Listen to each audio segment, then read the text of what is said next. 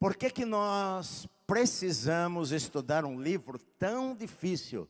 Talvez o livro mais difícil da Bíblia, talvez dois livros mais difíceis da Bíblia sejam Romanos e Apocalipse, né?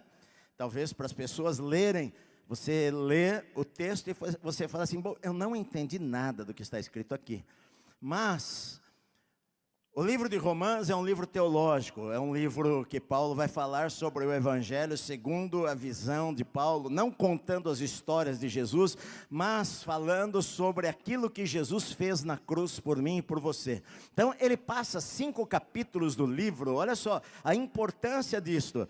Paulo usa, o Espírito Santo através de Paulo, ele usa 5 capítulos do livro de Romanos para falar sobre justificação pela fé. Então, se Paulo usa 5 capítulos para falar sobre isto, é porque este é um assunto extremamente importante. Agora, queridos, olha só, nós não estudamos apenas para nós termos um conhecimento mental, um conhecimento intelectual daquilo que a Bíblia está nos ensinando. Nós estudamos porque aquilo precisa trazer alguma mudança em nossa vida. Aquilo precisa fazer com que a gente olhe a vida de uma maneira, de uma perspectiva diferente daquela que nós geralmente olhamos, que um ser humano normal olha. Então, qual que é o objetivo? O objetivo não é nós estudarmos doutrina como a justificação pela fé e a nossa vida continuar da mesma maneira. Este ensino da Bíblia, a intenção do Espírito Santo, a intenção de Paulo é que aquilo seja algo prático para nós, que a gente mastigue aquela palavra. Por que existe o mal? Por que existem guerras? Por que existem briga entre pessoas? Por que as pessoas ficam doentes? Por que há escravidão? Por que há vícios? Por que há drogas? Por que há mal? Por que há ódio? Por que o ser humano pratica coisas violentas? Por que as pessoas querem puxar o tapete de outras pessoas? Por que muitas vezes nós vemos o mal na terra? Na verdade, esse texto da Bíblia quer mostrar para nós como tudo isto começou. Aqui nesse texto, Paulo vai fazer uma comparação. Ele está falando sobre justificação pela fé.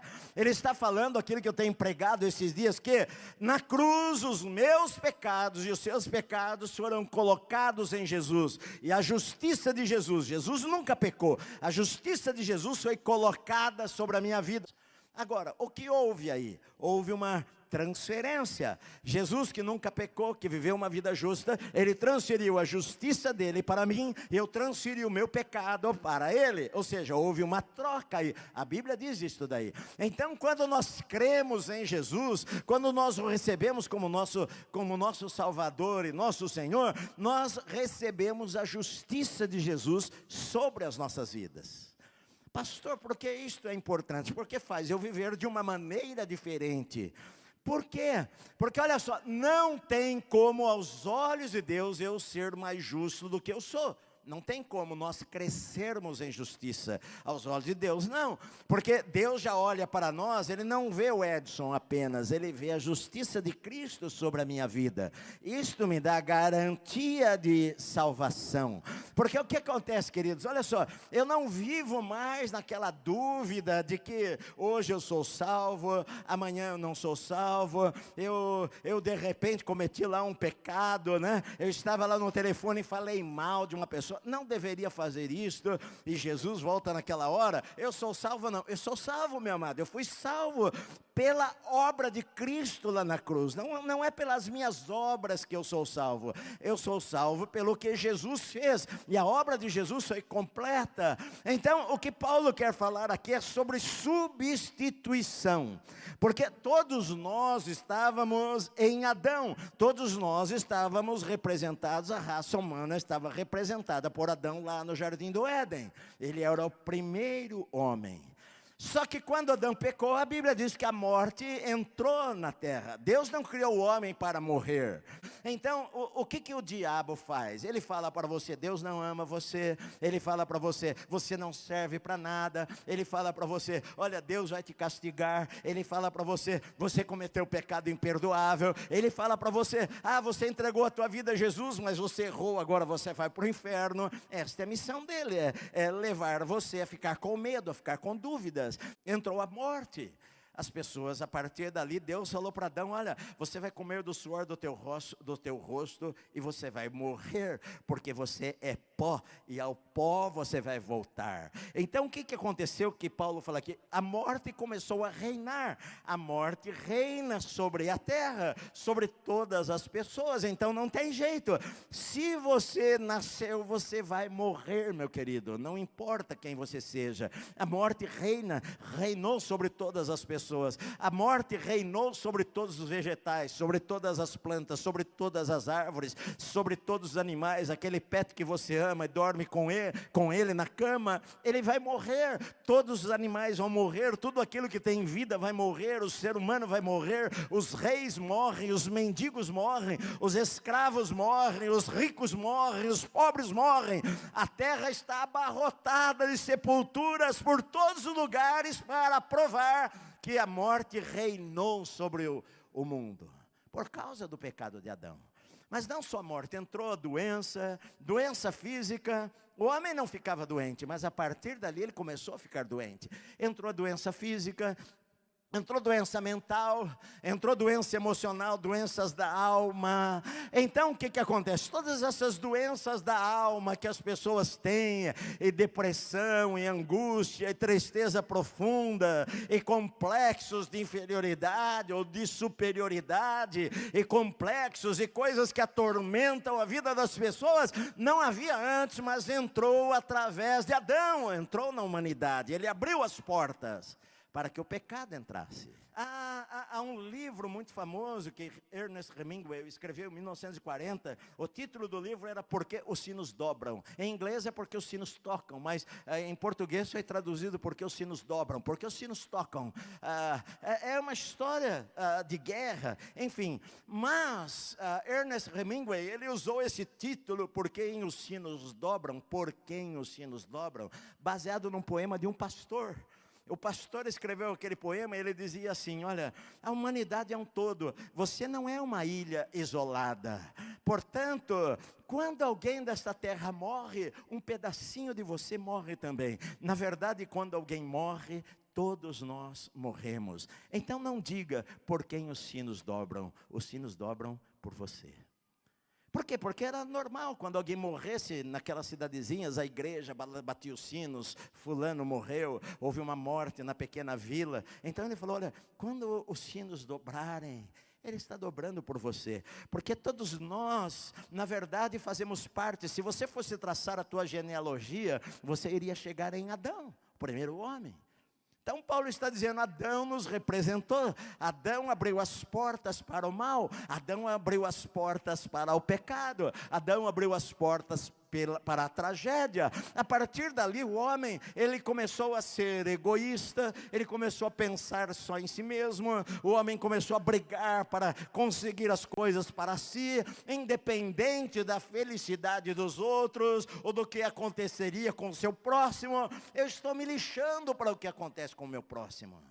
O homem passou a ser egoísta. Algumas pessoas chamam de natureza pecaminosa. Eu não falo que nós temos uma natureza pecaminosa, porque esta palavra nem está na Bíblia. A Bíblia fala de natureza humana. Mas de uma certa forma, por causa de Adão, tudo na nossa vida foi afetado. A terra foi afetada, a criação foi afetada, os animais foram afetados, as plantas foram afetadas, o ser humano foi afetado fisicamente, espiritualmente, moralmente. O pecado entrou. Jesus, quando ele foi falar do diabo, ele falou o príncipe deste mundo, porque tudo foi afetado em nossas vidas por causa do pecado do homem. Porque na verdade, se fosse eu ou você no lugar de Adão, nós iríamos fazer a mesma coisa. Porque Deus te dá todos os dias uma chance para você obedecê-lo. E quantas vezes você o desobedece? Então não coloque toda a culpa em Adão. Você não é condenado por causa do pecado de Adão, você é condenado pelo seu próprio pecado. Mas pelo pecado de Adão, o pecado entrou no mundo. Pelo pecado de Adão, o pecado atingiu a minha vida. Eu posso ser o cara mais santo e mais crente que existe na face da terra, eu vou morrer. Ninguém vai ser salvo pela sua bondade. Se você for esperar na tua caridade, na tua bondade, você vai para o inferno. Paulo está dizendo. Só que a gente começa a viver pela graça, e depois que a gente é salvo, a gente acha que é salvo pelas obras. Você não é salvo pela santificação. Escute. Você não é salvo pela santificação. Você é salvo pela justificação. E então vai começar um processo na sua vida de santificação. Porque o que acontece, meu amado? Quando você é justificado, eu venho para a igreja hoje, eu entrego minha vida a Jesus. Senhor, olha, me perdoa, Senhor, perdoa os meus pecados, Senhor. Eu andei cego, Senhor, eu não conhecia o Senhor, eu fiz tantas coisas erradas na minha vida. Mas, Senhor, entra no meu coração, seja o meu Salvador, seja o meu Senhor, muda a minha vida. Esta pessoa é salva nesse instante? Sim, ela é salva. Está errado aquilo que ele fez? Claro. É pecado? Sim. Mas eu não sou salvo pela minha santificação, porque a santificação é um processo. Não percebi que eu não falava mais palavrão. É um processo de Deus na sua vida. Você é perfeito, meu amado? Paulo falou, eu não alcancei a perfeição, eu prossigo para o alvo. Até a gente morrer, nós não vamos ser perfeitos. Nós estamos num processo de santificação. Mas eu não sou salvo pela santificação. Eu sou salvo pela obra que Jesus fez na cruz do Calvário por mim. Ele morreu por mim.